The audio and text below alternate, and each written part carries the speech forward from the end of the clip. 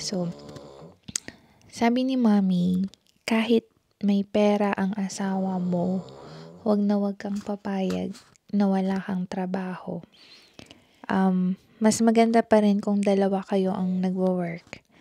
Unless milyonaryo yung asawa mo or yan. And I think I will teach that to Elia because that thing is from grandma.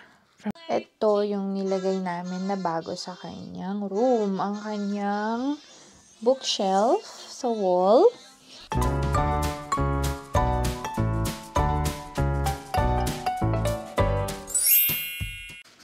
Hello guys! Another day, another vlog. And kumusta po kayong lahat? Sana ay okay kayo. Tahimik akong nagva-vlog ngayon kasi katabi ko si Elia. Ayan.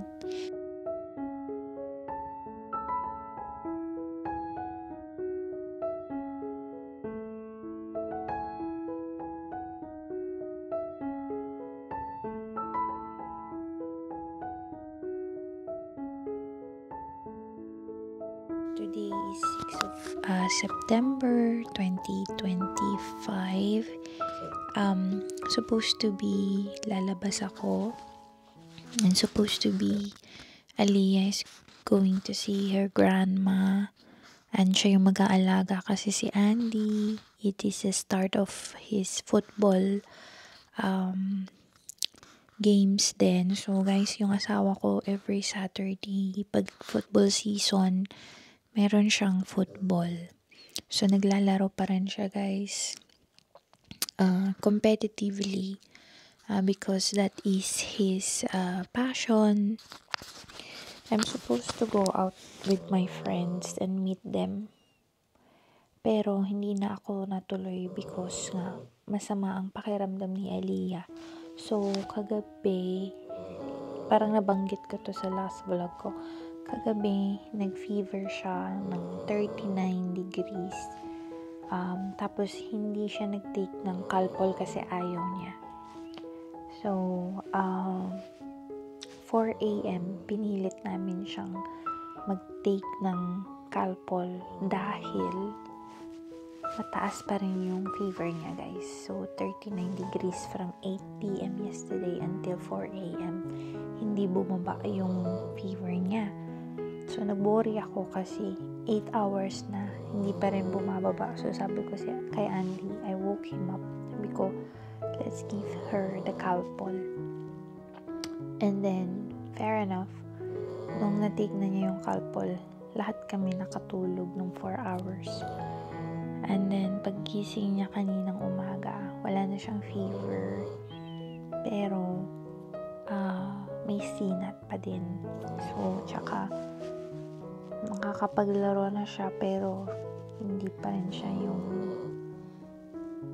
as how she is normally na, lively and then active. So, ayan. Kahit nagngangawa ako sa tabi niya, hindi siya gumigising. Anyway guys, I'll take you with me ngayong araw. Wala naman tayong gagawin, pero today, this weekend kasi is last weekend of my maternity leave. Meaning, next Friday actually officially I'm going back on Wednesday.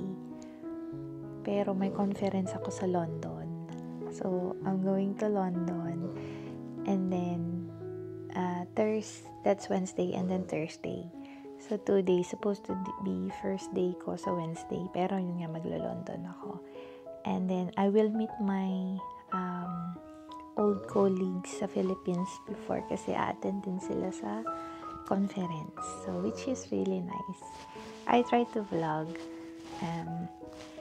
So, sinusulat ko yung weekend na to. Kasi, babalik na ako sa work. I miss being at work, to be honest.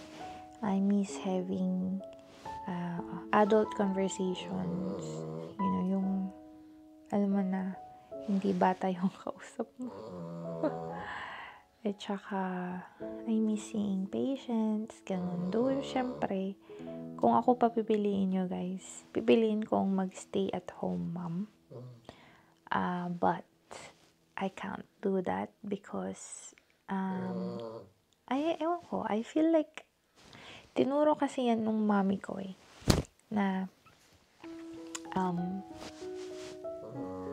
sabi niya sa akin, history-wise, ang daddy ko, sinasabihan siya na mag-give up ng pagtuturo.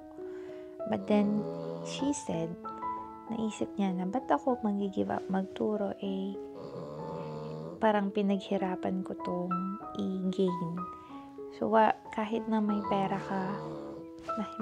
ka, you can support the family. Hindi niya guys, yung mami ko, hindi niya give up yung career niya bilang teacher.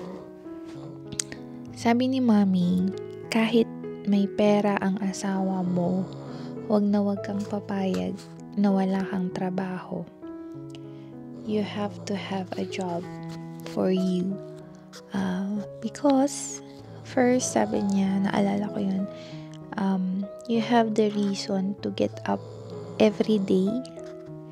You have the reason to put on something nice, put the makeup on to make you feel good, and you do it for yourself.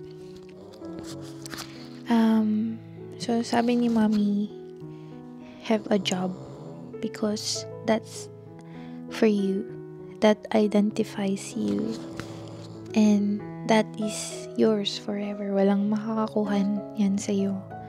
And you just don't know. Sabi niya lang kung ano yung nasa future. So at least, meron kang sariling sa'yo. Point na, you have to have a job. Yes guys, yun yung tinuro sa akin ni mami na kahit anong mangyari, wag mong i-give up yung career mo. Kahit mayaman pa ang mapangasawa mo or may pera, wag. Pero dito kasi iba ang situation guys dito sa UK. Mas maganda pa rin kung dalawa kayo ang nagwo-work. Unless milyonaryo yung asawa mo or talagang madami kayong pera, pwedeng-pwede. Pero hindi kasi siya ganun. Guys. Pero noon, bata ako at teenager ako, talagang tinuro sa akin yun ni mami na magkaroon ka ng sariling career dahil yan ay hindi mananakaw sa'yo. Yan, identity mo yan. Have your own identity.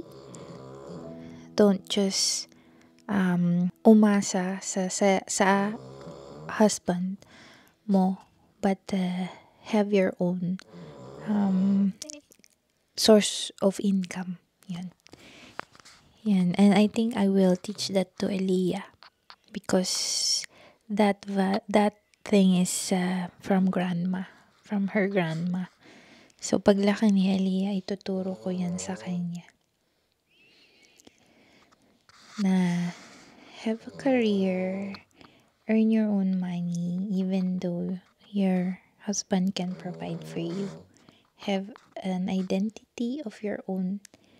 And yeah, I think it's a good value to pass it on to my daughter.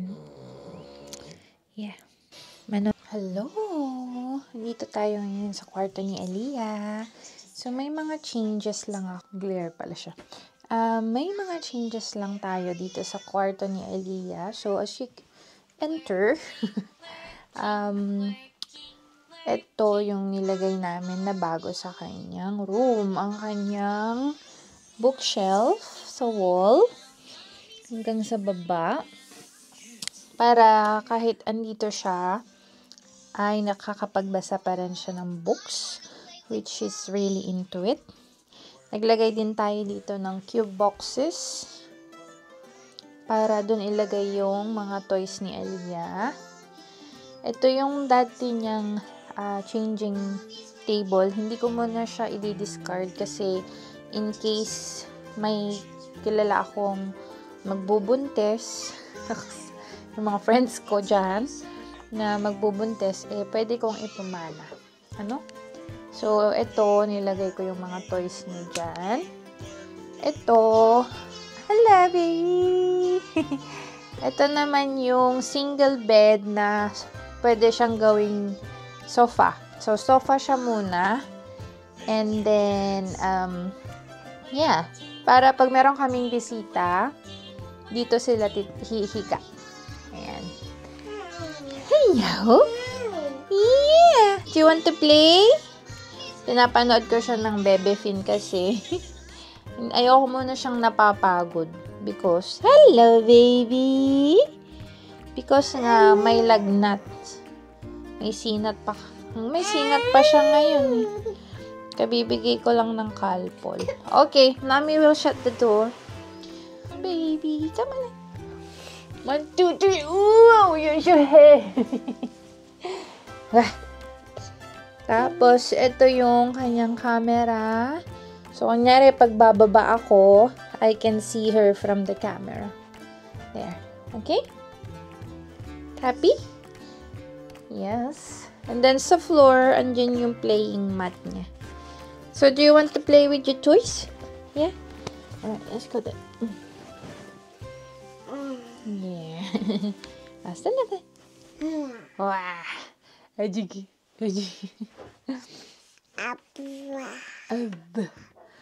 Abba. Uy, I'm not holding her. Uy.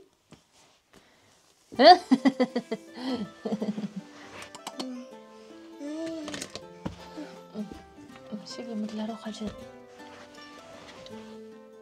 Is that what you want? Is that what you want to play? Basket. Meron pa siya, guys, mga toys sa babae.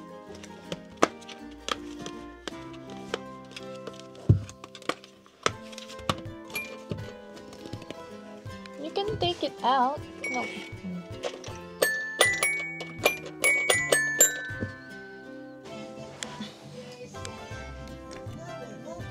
See?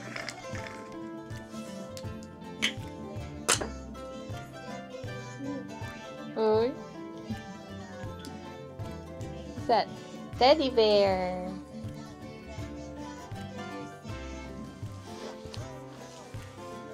Where's Panda? Panda. Where's Panda? You get Panda? Can you find Panda? Is that Panda? Hmm?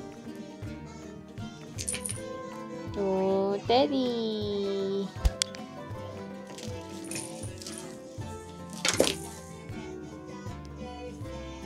Teddy. Hey? Teddy. What is it? Ah, you want that one?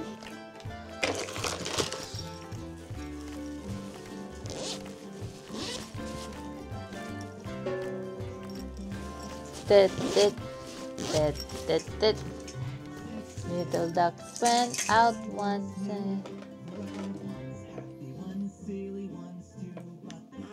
Basket. Basket. Zebra. Zebra.